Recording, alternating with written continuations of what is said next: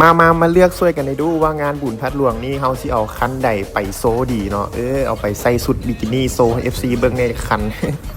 ในนี้จะมีอินโด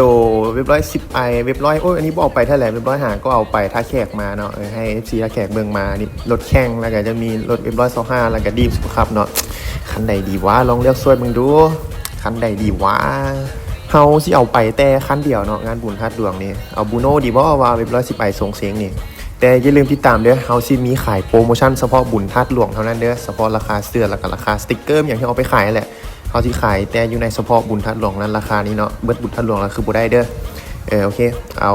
ตัวนี้บ่ได้เอาไปแล้วเนาะเพราะว่าหาก็ไปท่าแขกมาให้ซีท่าแขกเบิ่งเนาะนี่เข้าแต่นะเข้าตาได้กับปิ่นรถแข่งได้เอาล็อบสเตอร์ไปบอกว่ารถแข่งเขานี่